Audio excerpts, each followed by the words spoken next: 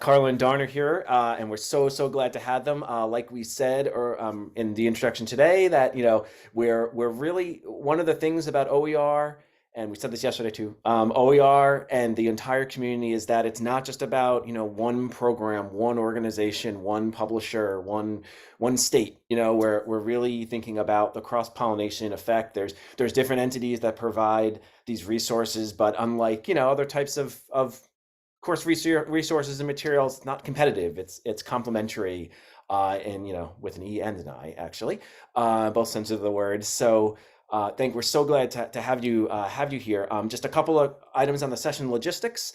This session will be recorded, and we'll share that on the Openstax YouTube channel. And then Carla and Dawn, you'll get it too, and you can share it on your channels as well if you'd like.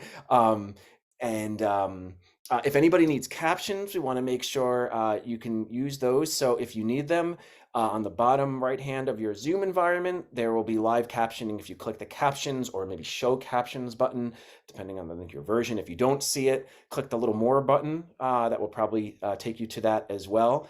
And as Lindsay's putting in the chat right now, if you have comments, please feel free to put them in the chat, and we'll get to them. We'll see how it goes and so on. If you have formal questions or things you really want specifically response to from the speakers, or from Openstax, please go ahead and put them in the Q&A. So you should see both the chat and the Q&A in the bottom there. And then again, thank you all so much. We're so glad to have Carla and Dawn here with us, and thank you so much for joining, and take it away.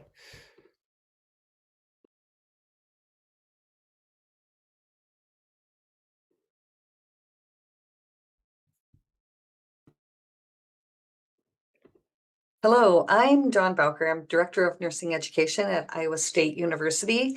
I am excited to present our text that Carla and I have authored with you, and how to integrate that and map that in nursing curriculum.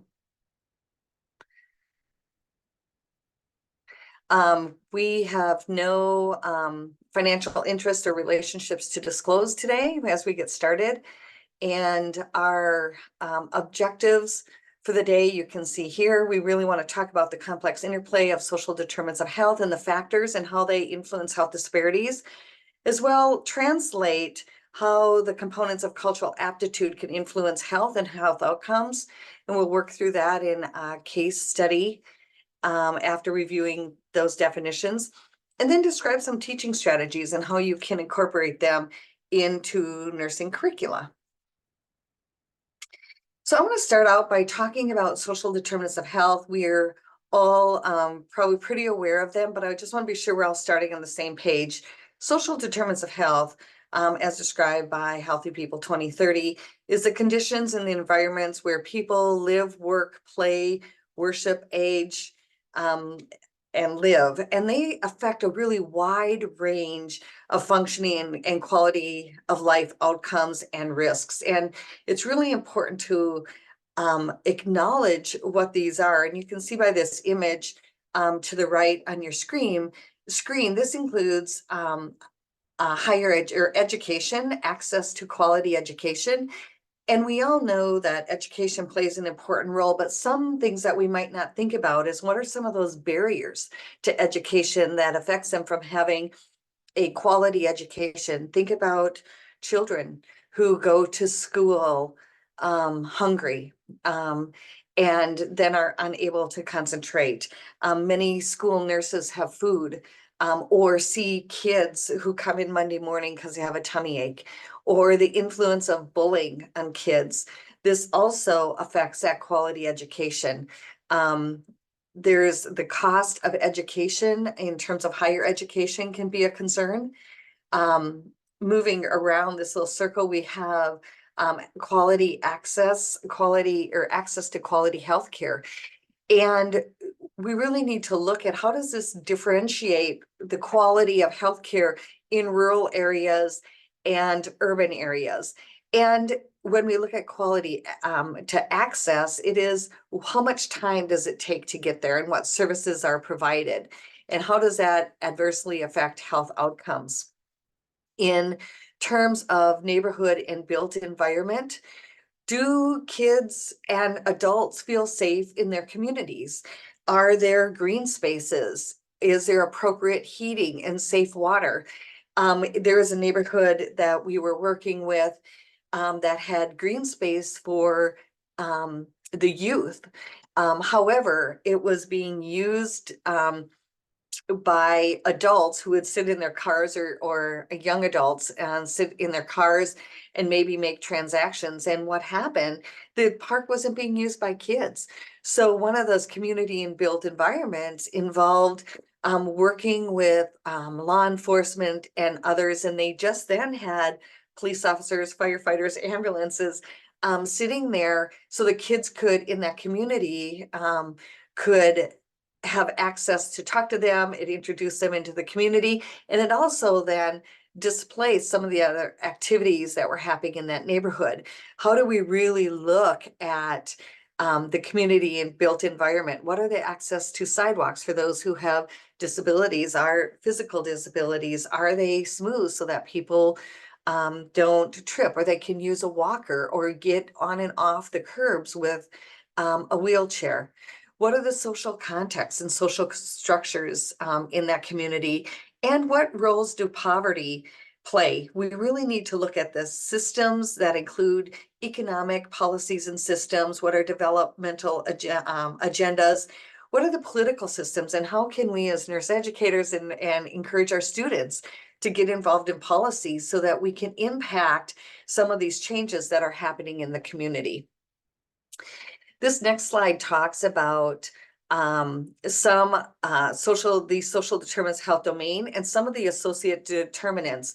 Again, when we look at economic stability, what is that food stability? We know that in lower income cities, there is often more fast food, and then some concern about where they're going to get more nutritious foods. Is there a community garden?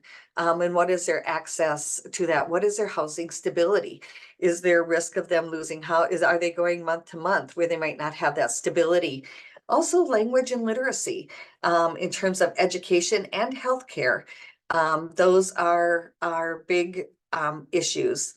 And then when in social and community contexts, what is the civil participation, and what is the discrimination? What is the rate of incarceration in that area, and how are they persons who are incarcerated brought back into the mainstream? This is some of the considerations that we want to look at as we look at the social determinant of health domains. The other concept that's really important to differentiate for students is equality and equity. And this is a great slide. It's from the Robert Wood Johnson Foundation. And if we look at equality, everybody gets the same bicycle. That's equality. Everybody is getting the exact same thing. However, that really allows only for options for 1 in 4 people.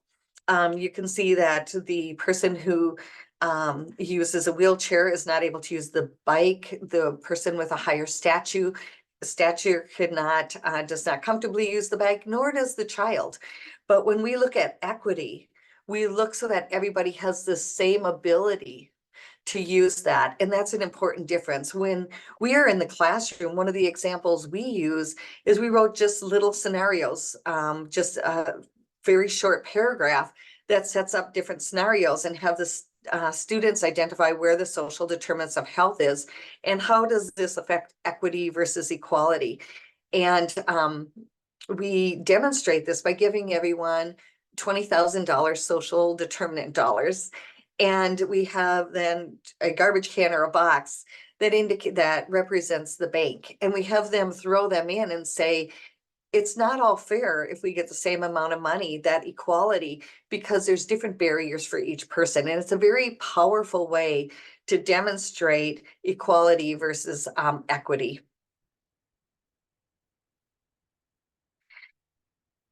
The other, a third concept that I think is really important and foundational to understanding social determinants of health is the impact of the upstream factors. And many of you have probably heard this story, but if you'll allow me to share, to expand on this a little more, this upstream factors can be demonstrated as there's three friends and they're walking along a stream. And as they're walking along the stream, they're seeing that all these people are in the rapids and they're moving towards the waterfall and they're falling over the waterfall. And one friend says, you know what, I'm going to put a net up here and we're going to catch everybody before they fall over the waterfall and we're going to save them. The second friend continues walking and says, you know, I'm going to meet them midstream and I'm going to take a life preserver and I'm going to throw that out to them. And then they will catch them before they get to the waterfall. We'll catch them. And the third friend keeps walking and they said, hey, where are you going? And the person says, you know what, I'm going to continue walking upstream and see why they're falling in the river in the first place. And so as we look at this image, then if we look, you can see the town and the trees and the people of different ages and ability represent the culture and the social determinants of health.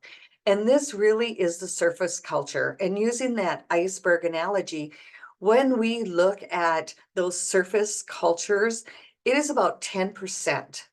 And what we really want to do is look at what is the 90% that is underwater that we don't understand. You know, that 10% is the things that we can see, hear, feel, touch, smell. But what really is it? How do different cultures define parenting or personal space or spirituality or dress or parenting or relationships, work, food? That is what we get to understand a little more. And so when we understand that deep culture, we really can understand why maybe they're falling in the stream in the first place. And what we want to do is catch them before they fall in the stream. If they do fall in that stream because of health conditions or finances, then how do we help them to navigate? That midstream is how do we help them to navigate? What resources can we provide them? As we work with our nursing, as nurses and with our nursing students, it's important to recognize that this is part of their assessment. You know, as we know,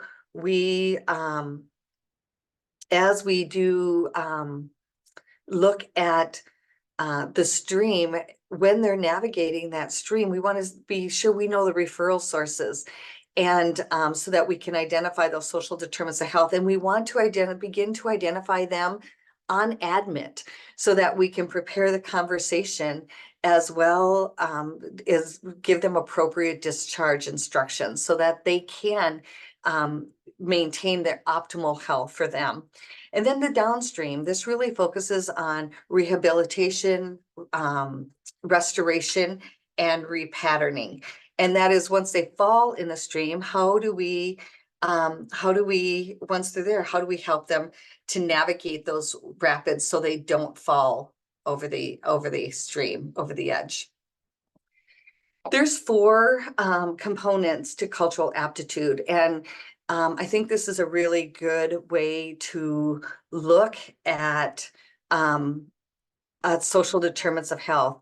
The first one is cultural competence, and cultural competence is having the knowledge and understanding to effectively and respectively respond that in a way that recognizes and affirms the values and preserves dignity. There is some concern about cultural competence alone, because if we look at cultural competence alone, it suggests that there's an endpoint and that we can become culturally competent. The reality is that unless we are part of that culture, and even if we are, we don't understand the whole story behind people's understanding and their lived experiences. And I use as an example for this is we look at cultural competence and we want to say, you know, describe, you know, a Christian Christmas, for example. And some might include Santa Claus, some might not. Some might celebrate more on Christmas Eve, some might on Christmas Day. Some might have morning worship. Some might have, midnight worship. Some serves maybe appetizers versus sit down dinners, or sushi. And it's important to understand that cultural competence is it's nearly impossible to attain, because we do not understand the lived experience of everyone, because it's different. In the next slide, we want to talk about, let's see, Carla, did you switch that slide? There we go. Cultural safety. That is a holistic and shared approach. It creates an environment that's safe for people. And the thing with cultural safety is that there's no assault, challenge, denial of identity of who they are or what they need. Persons need to know when they go in to obtain care, wherever that is, they need to feel safe as who they are when they come in to get the care, and that they can get the same competent care and safe care, no matter what, again, what their identity, what their race, what their age, what their income level, what their literacy is. Cultural care, this is the consideration of the client's worldview. And what we need to do is look at the uniqueness of each individual and culture. I want to give an example of this, and this was a real life experience. There was someone who was homeless who came in. She had a prolapse of her colon into her colostomy bag. And when she came in, she was immediately addressed with, "Are you drug seeking? You're not going to get drugs today." And she did not have an assessment of her abdomen until the third visit for someone who came in.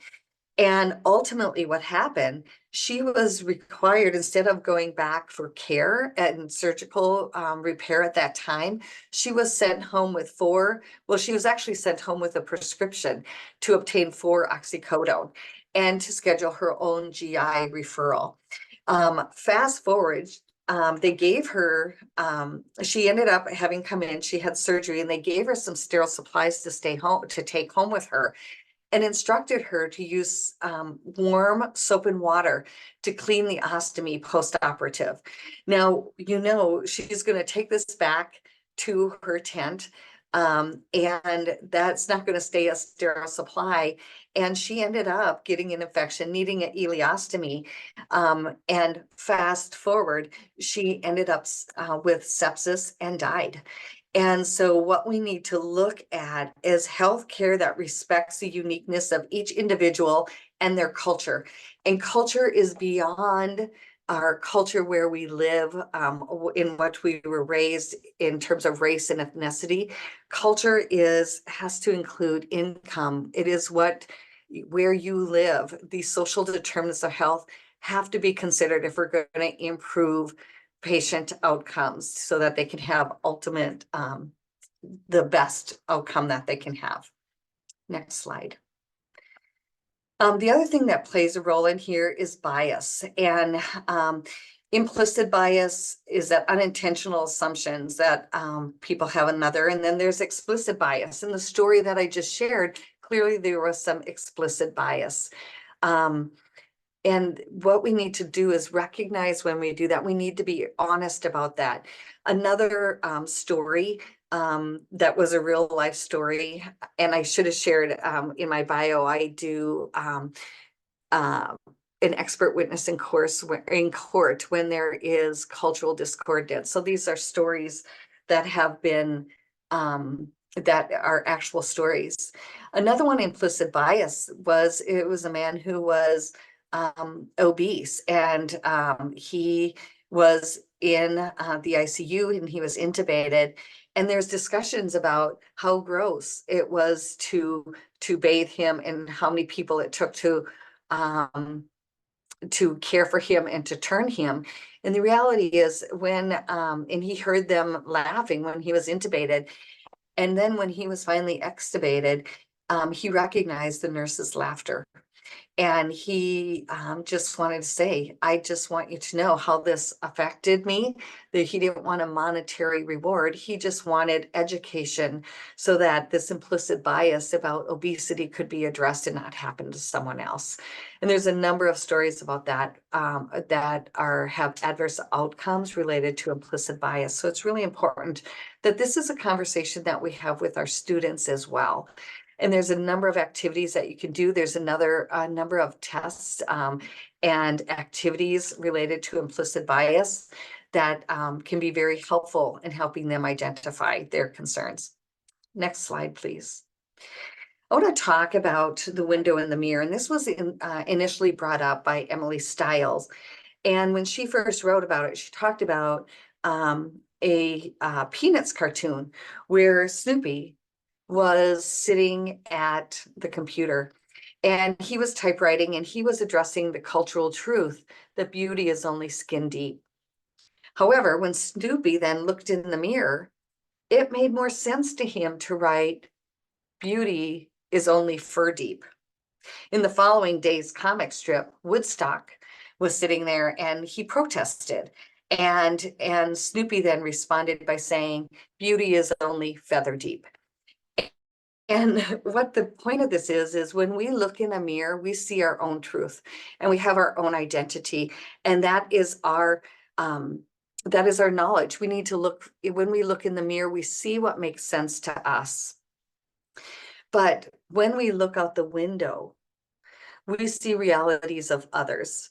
We can understand beyond our own reflection. It gives us a more wider worldview. And so what I like, what Professor Kirkhope, Carla and I do in class is we actually talk about what is their perspective, what is their view, what is their worldview, and what is when you look in the mirror, and what is that when you look out the window, and how are that different? Because when we look in the mirror, we tend to have a more narrow view of society. And we have a social comfort circle that for some people can be very small, others is larger. But those groups of individuals who do not fit in our social comfort circle, we push to the periphery. And when we push them to periphery, they can see in at us to us much better than we can see there. Much more than we know about them. They know more about us than we know about them. And it's important that when we do that, we need to identify some of the discriminations, assumptions, and biases that push those to the periphery. And so I think it's really important that we say, what are those biases? Let's talk about, and let's go to the local jail and talk about those who are incarcerated. What are some of the services that they have? And where is there some gaps in the care? Let's go to homeless camps. Let's go serve at the shelter. Let's go to that 100% poverty or free and reduced lunches. Let's talk with the school nurse who has kids come in who intentionally wet themselves because she's got a clothes closet and that's the only time they get new clothes. Let's talk about those who are food insecure, those who take their children and try to ride a bus and they're carrying their laundry to a laundromat and they bring it home wet because they don't have enough money to pay to dry their clothes. Let's look out that window and expand further on what we know so that we can have a wider worldview and we can give better care beyond our own assumptions, biases, our own knowledge, our own personal reflection. But look at what's out the window. Thank you, Dawn, for that great overview. We do have a couple questions that I think they're coming through the chat and they're very on topic with what you're talking about. So I just want to share those so that we can address those before moving forward and digging in a little bit deeper to some of the content that we have provided in the workbook that we have recently published in OER. So Dawn, the first question was really looking at cultural and spirituality, and wondering how much of what recommendations might come forward with the cultures that we typically see in textbooks. And what do we do with those so that we don't continue to move down that path of stereotyping those, quote, typical cultures we see in textbooks? That's a really great question, because we do know that there's a lot of stereotyping that happens based on assumptions and biases. One thing, there's a couple things. One is create case studies that intentionally, if you can write a case study for your class, that you can intentionally turn that over and not include culture. Write a case study that doesn't have a photograph and have them or write even a scenario, even if it's a paragraph, write a scenario and then have them find an image online that they think this would be and have them write the second paragraph. And that is a really great way to see what their biases are. If it's someone who, if you have someone who lives in inner city, lives in poverty, they have food insecurity, they are working 2 full-time jobs, then have them find an image online and then evaluate what color skin that person has. What is that person's weight? What is that person's self-care look like? And then address that those are some stereotypes because they will happen. And just address that to say, this is an implicit bias.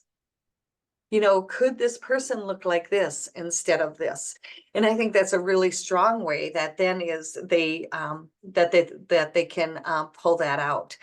I think another way that we work in our class is we have our students meet with the immigrants and refugees in the city, and there is the U.S. Committee for Refugees and Immigrants, and we have one in our town. And so we take them there and we talk about what do they have to do to become a citizen, because a lot of people do not know that amount of work that it takes and the criteria for that, and look at some of those differences. And the other thing that's really important to address here is historical trauma. What is the historical trauma that some people are experiencing? And historical trauma plays an incredible role in some of these social determinants of health. That's great that you just mentioned some of that historical trauma, because Karen also had a question that related to that, specifically looking at some trust issues throughout history that have led to the equality, discrimination, and the need to develop health policy and access to care around those aggregates and communities. One thing that she also mentioned is it's not always related to income or poverty. It's more of those structural components and stuff like that. So do you have anything that you want to add to that, Dawn? Yes. So one of the things that I think this question that Karen posted, I think this is a really important thing to just pose in the classroom. Structural competence is an incredible issue. And right now is where a lot of legislative issues are happening. And look at what there are, and even look at what is some of the equity and discrimination in some of those policies that are coming out and why they need to be changed. What is the nurse's role in that? And I do think it's important going back, especially if we're looking at communities of color, you know, what are some of those biases, and look at the historical trauma. When we look at any group of persons, whether it's related to income, color, where you live, education, parenting, multifamily homes, etc. What are those, and what is the history? Is there generational poverty? Is there, what are some of those things? What about the historical trauma with the persons of color in the United States? Why are we still facing some of these things? I think you just ask the question straight out. Think about some of the historical trauma with Native Americans or other immigrants and refugees. I think when we don't address those, then we don't address that bottom line of quality care that happens to these populations, because there is a trust issue. And if they don't trust us, if they're worried that we're going to judge them, or that we're going to threaten to take away their children, or that we assume they're a drug seeker, or whatever other scenario you put up, we're not going to establish trust, and then they're not going to have the best outcome and the best care. And so I think for both of these questions related to what sources we have right now. I think we need to have students like write those scenarios and have them write the second paragraph, find someone who identifies with that, address those, look at historical trauma and look at current policies. And there's a lot, and I know there's some in every state that they can look at to bring up as a concern. So continue to move forward and kind of piggyback off of what Dawn has alluded to so far this morning. What Dawn and I have done is currently we teach in an RN to BSN program. So in our RN to BSN program, we have nurses who are coming into the classroom with lots of different experiences. And we've also recognized the shift in nursing education and the calls to action that we've had from AACN, from NLN, from different simulation components and different nursing education or other organizations that have really spoke to incorporating social determinants of health into nursing education.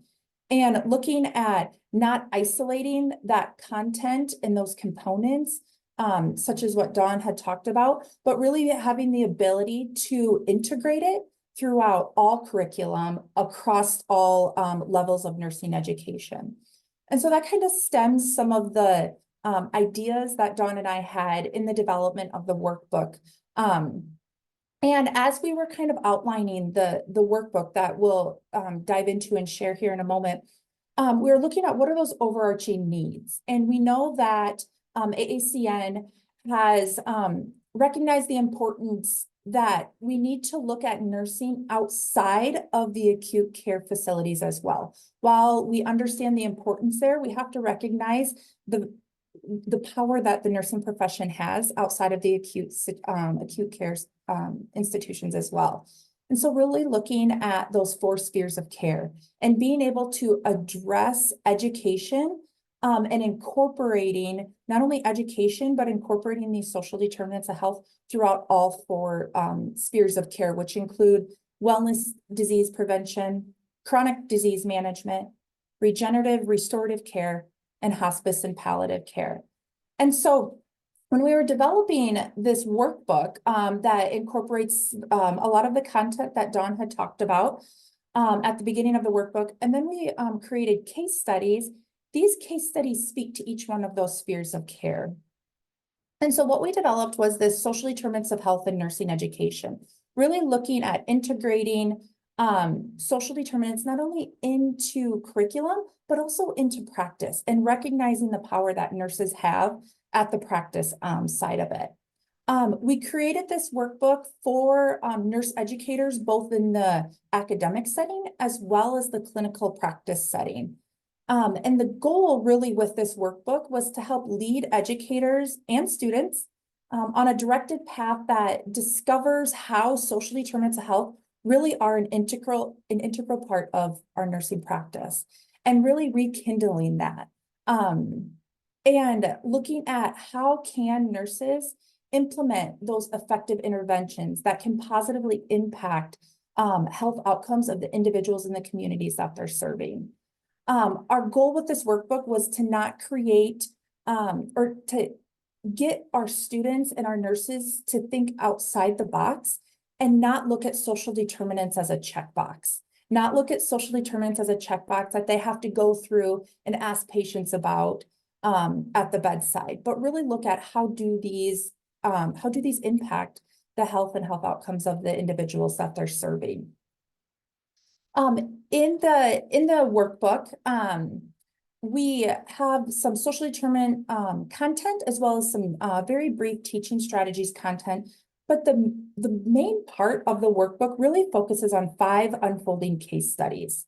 And in these unfolding case studies, they're all set up exactly the same so that these case studies can be used at the undergraduate level, can be used in RN to BSN programs as nurses are expanding their education, and it also can be used at the graduate level as well.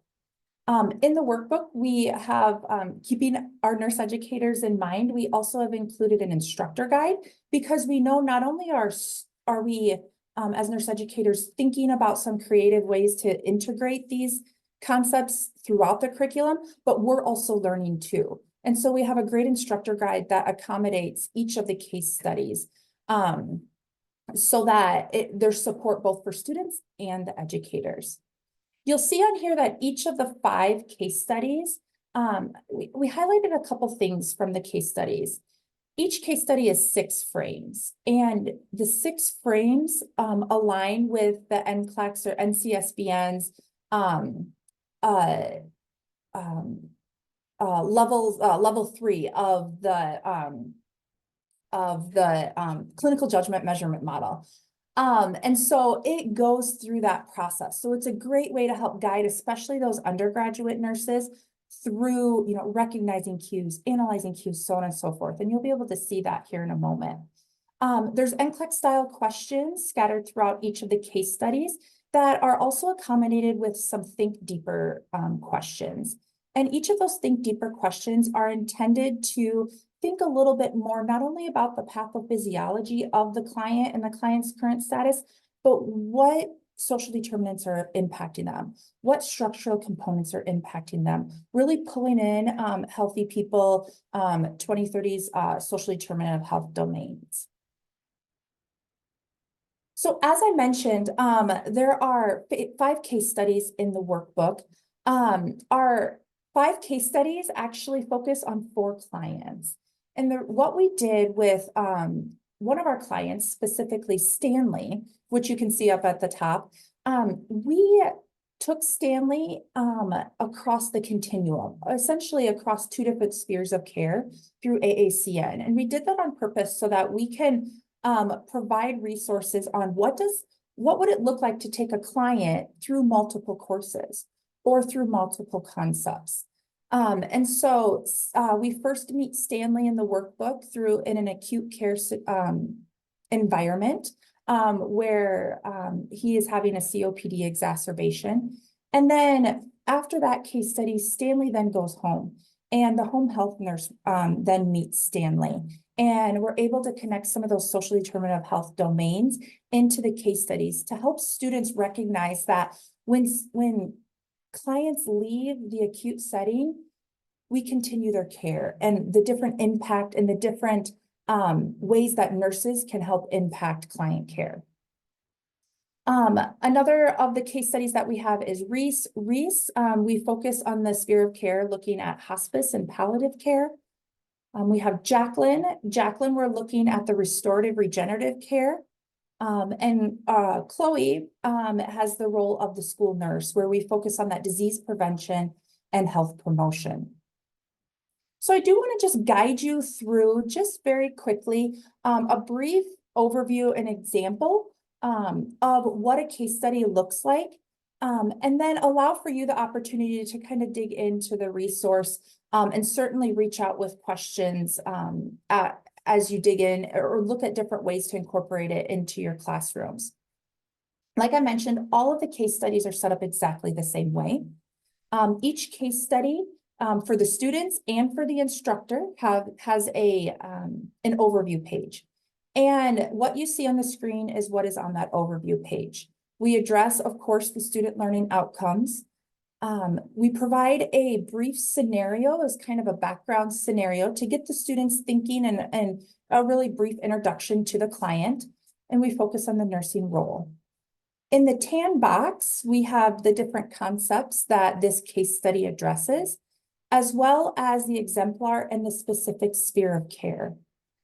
And another focus on each of the case studies is each of these case studies recognizes, and we specifically wrote 2 specific social determinant of health domains through Healthy People 2030, and it recognizes which of those domains are addressed in the case study as well. So this is an example of the first page of Stanley. Like I mentioned, all of the case studies are set up exactly the same, and all of them have 6 frames. So here at the top, we have a scenario, background scenario, and then the students have the opportunity to dig into a mock chart per se. And the charts are similar, but they change a little bit. You'll see in Stanley number 2, when he goes home, that's a little bit of a different chart than the acute setting. but it allows for students to dig into the information and really look at recognizing those cues on where we need to be with Stanley right now. As the students go through the case study at the end of each frame, so there's 6 of them, at the end of each of the frames, there is a short kind of pause. Let's pause and talk about this frame. And we coined that into a putting it all together page, where we debrief slightly with the question and answer section, the NCLEX style question. And then we look at and focus on the social determinant of health domain. Sometimes there's just one, sometimes there might be multiple within the frame, and get students starting to connect. It does a really good job at getting students to connect their ability to recognize how do these domains and really how do social determinants of health impact their clients and all the clients that they're taking care of in whatever setting they're taking care of them in. You'll see over in the tan boxes, those are our think deeper questions. Those are those questions. Some of them might have them think a little bit deeper on pathophys, but then there's other components where it gets them to think more holistically. And in the instructor guide, there's some guidance and some answers and some resources that we provide for the instructors to feel comfortable and to be able to really support their students when we think deeper with these questions. As I mentioned, at the end of each frame on those putting it all together pages, we are looking at and focusing on social determinants of health. So we pull out the healthy people domains. We pull out little snippets or paragraphs that can have the students and allows the students to really wrap up their thoughts on, oh, okay, this is how these domains are impacting my client right now. And then by the end of the case study, they're really able to identify and recognize the true impact that social determinants does have on health outcomes of the clients that they're serving. This is just as we would continue through. So if we were continuing through with Stanley, we would go into the second frame, which is analyzing cues, so on and so forth. This is another example of the putting it all together, where we have the debrief, which rationalizes the question. We have the recognizing social determinants of health section that pulls in the domains. And then we have that think deeper section where it allows students to expand their thought process. Now, I mentioned that we have a facilitator guide as well, and that facilitator guide was meant to help those individuals who are going through the case studies with their students. You can see on the facilitator guide, we not only provide a quick view on the table of contents for that represents the exemplar in the sphere of care, but we also provide some additional teaching strategies as well for each of the case studies. And those teaching strategies are focused across the curriculum. We have some teaching strategies for in the classroom, in lab, clinical, simulation, and then really what might this case study look like if you took it across the curriculum, if you incorporated it into multiple courses or throughout multiple maybe modules or sessions throughout the semester. What does that look like? And the benefit that that has for students as they continue to see maybe a patient come back throughout the year. And what are those determinants that maybe brought them back? Is it a health concern, or is it a determinant, a social determinant that brought them back into the hospital or that has impacted their disease process? I know in the chat, there's been some things going about accessing this. This is accessible through, you can search Iowa State University and search the title. You also can search this on Google Scholar. You can pull it up. Ultimately, it's open access so that we can share the resources, the information, and have the ability to collaborate with nurse educators really across the nation, because when we can come together and when we can bounce ideas off of each other and when we can share some things that are working for us, in the classroom, in lab, in simulation, and we see those positive outcomes that we're seeing with our students, that's ultimately going to lead to those positive patient health outcomes that we all aspire to. And that's kind of oftentimes that trickle down effect. And so with that, that's an overview of what the workbook has to offer. And I haven't, as I've been kind of talking, I haven't been looking at questions or anything like that, but we can certainly address questions at this time. Absolutely. I think you definitely talked about a couple that came through, and then we had a couple more comments through. If anybody has direct questions, please feel free to put it in the Q&A. I know that Professor Alexander shared about her research, intentionally addressing the history. That's a little bit. You addressed some of that, and then I think Karen chimed in again. We'll give you. Well, I'm sure as you're talking, it's definitely hard to follow the chat. So definitely give you a second to read up a little bit or whatever's best. But if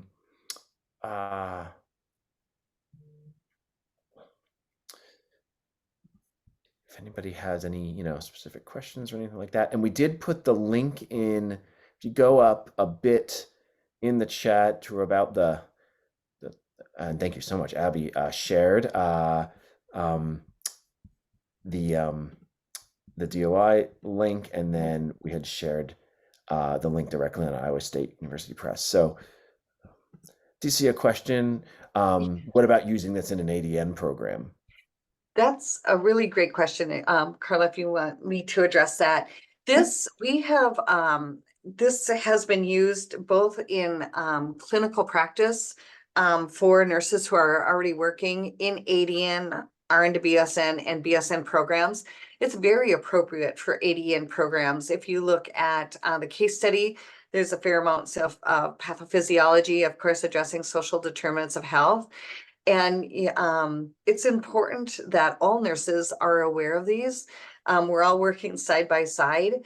And if 80% of adverse outcomes are related to social determinants of health and not being addressed, I think it's very, very appropriate for ADN programs, as well as, and then can be taken up. They think deeper questions can be used even in graduate education, or you can just use those bits of those questions. You don't have to use the whole. There's a number of teaching strategies that can be used and pulled out. So absolutely, it's very appropriate for an ADN program. Great, thank you. There, Anthony, if you don't mind, there was a question about commercial social determinants of health, and that is a really great question. And I think if persons are not aware of commercial social determinants of health, it affects things like, are factories disproportionately located in disadvantaged communities? This relates to what are some of those stereotypes in commercials and billboards, etc. It addresses unsafe or toxic work environments, mental health, some of the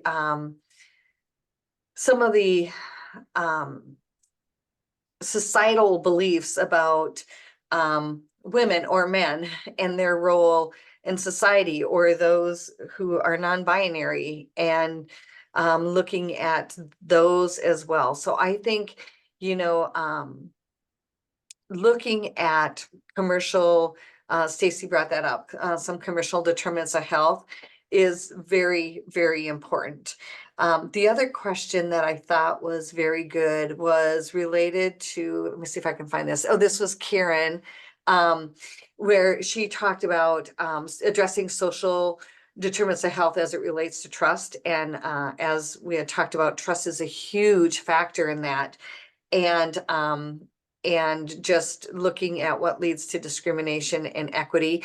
And I use the word historical trauma, and it's not always trauma, which can lead to that. So I appreciate that, Karen. But historical perspectives also play a tremendous role in health disparities. I also see we have a question on talking about the case studies from a simulation aspect. Oh. And so one thing that these case studies can provide is almost like a background template when creating such simulations. Depending on accesses and resources that you have within your simulation area or your simulation center, these case studies can provide a really good storyline. And additionally, you know, with the think deeper questions, and bringing in some of those social determinant domains, bringing that into the debriefing section and session of the simulation afterwards. You know, you can set up the simulation to go through the 6 frames essentially with the changes that occur as you're looking through the charts of each frame, and then creating that into that simulation scenario on how the patient changes, but really looking at some of those outside factors and pulling in those think deeper questions and pulling in the social determinant domains into the debriefing, having the students recognize the impact that may have brought this individual into the setting that they're in, or maybe the setting that they're going to be discharging to. And what do those follow-up discharge instructions look like? What are those things that we think about as nurses? What resources are available or are not available for clients? And so thinking to that next level, and that's great to get the students to start to think holistically during the debriefing process and really get those light bulbs going off because it helps them look at their patients differently, not only within clinical practice, but as they're going through maybe other case studies or as they're going through their studies, completing their degree program, whatever that might be. The other thing I would add about the case studies, it is you can take part of the case study and reintroduce the same person in different classes, different courses, even different semesters as they go through. Because there's so many dimensions to each of the case studies that we don't have to take them as one big chunk, but take a little bit and introduce it and then continue to introduce it as you go through the curriculum.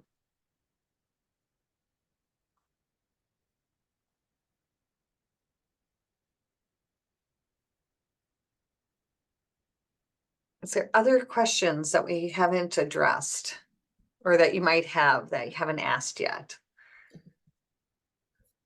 Yeah, feel free to put in.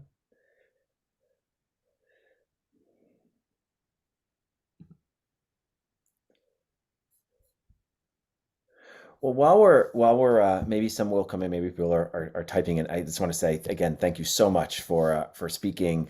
And we just saw a question come in, so I'll answer. But I just want to mention just a couple of things. We'll have another session. It starts at noon Central on medical surgical nursing. But one thing I wanted to also mention is I know if I'm interpreting correctly, you know, the idea is that the concepts you're presenting and the needs, you know, that you're addressing is that, you know, they take place holistically sort of across the curriculum.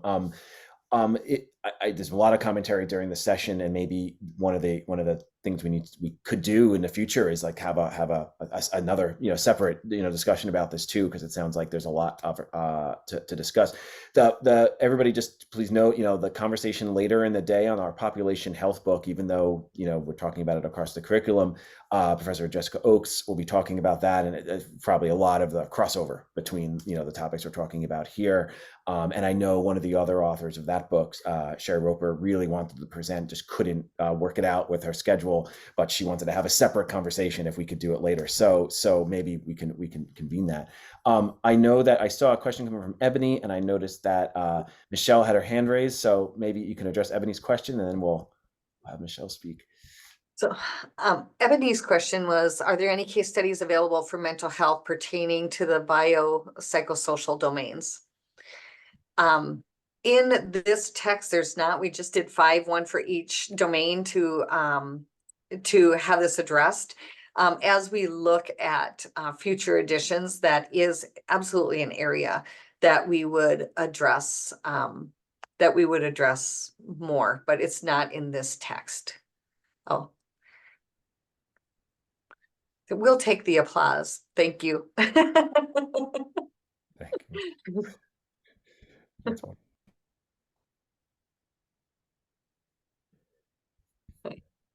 Any other questions, comments, suggestions?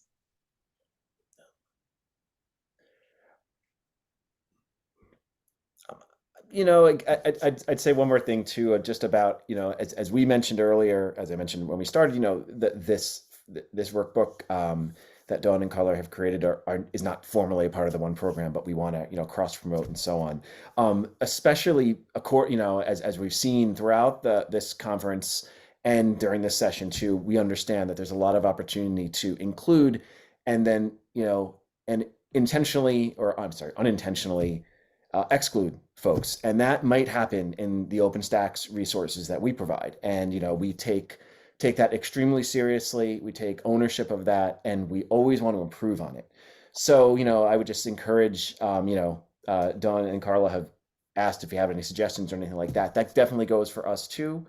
If as you look at the resources, you know, that you're getting presented, I'm sure, you know, Dawn and Carla feel the same way. You know, reach out to us, use and on our resources, use that errata button, or other types of engagement. We'll dig and dig and dig, and you know, get a new shovel and find a new hole to find, you know, what we need to do to include and inform people as much as possible. We really take that seriously, and having this session at this conference was really so helpful, and you know, widening of that effort. So we really appreciate it. Um, Um, so with that, it looks like, yeah, we're kind of drawn to the close here. Again, thank you so much for joining and for presenting. Thank you everybody for attending. Our next session starts in a little over a half hour, and it's going to be on the medical surgical nursing text. I believe I got that right. Yes. And you know, Carla and Don, any closing words or anything you want to share? Just thank you very much for the opportunity. It's always great to not only as nurse educators share things that we're doing within our classrooms, but have the ability to share other outside work that we're doing. You know, there's a lot of work, and I know some of the stuff in the chat as well. There's those connections, those network opportunities where there's things that we're all doing that might not be published or might not be you know, out there. And so the more that we can share with each other, the more that we can connect is ultimately going to really strengthen us as nurse educators. And by strengthening us together is going to strengthen our students as well. So thank you for this opportunity and the ability to really connect with other educators. So thank you.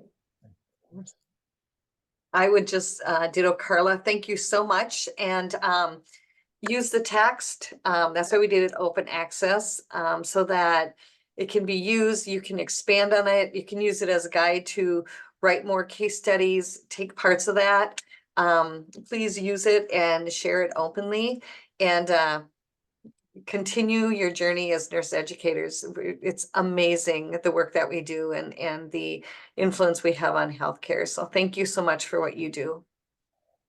You certainly, that's certainly great. I so appreciate it, and we will all see you. We'll be sending out. I saw a question coming at the end regarding survey. We'll be sending out this follow up on the surveys for the sessions a little bit later in the week. We'll do that after.